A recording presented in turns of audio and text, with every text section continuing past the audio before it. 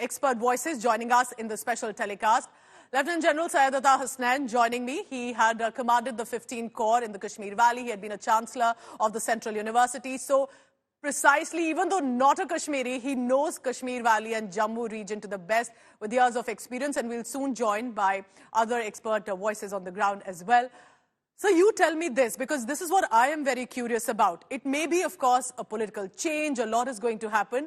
My focus will be security, because that is to stabilize the situation. Police and law and order will not be with the Omar Abdullah government. It will be with the centre.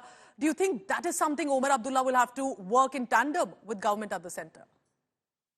Thank you very much for inviting me for this very important program. And yes, your question is the question at the moment. From a security angle, everything seems hunky-dory, but south of the Pir Panjal, there are some concerns. As far as the valley is concerned, the elections have gone very well. In fact, the elections have gone peacefully everywhere. So, the whole aspect of security at the moment is not everyone's immediate concern, but obviously it's going to come up as we go along. Mr. Abdullah, Omar Abdullah has handled security very well as a chief minister earlier. He has the experience to do it. He is going to feel a little awkward of not having the strings in his hands this time. Now, he'll have to be a little more large-hearted, perhaps.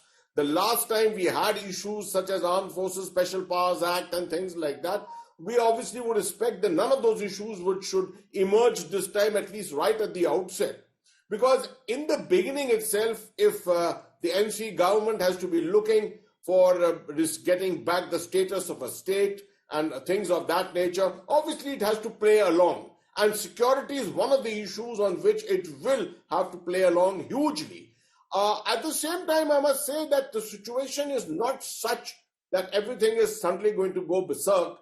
The issue of terrorism is well under control, but there will be a lot of attempts to try and revive terror.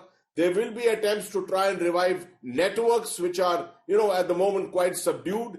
Attempts have been made to take the terror networks from south of Pir Panjal into the valley. We've already seen a killing on the day of the elections. Results, we saw a killing taking place in Anantnag that day. Now, these kind of things will happen.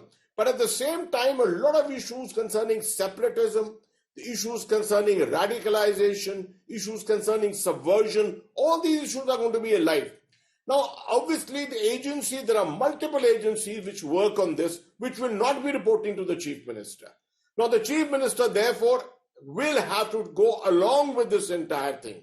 I feel the maturity of the Chief Minister, his experience that he's had, and the utterances that he's made in the last couple of days actually stand very, very positively towards at least the first few weeks, months, a sense of cooperation with the centre. All that I find that should be very much in place.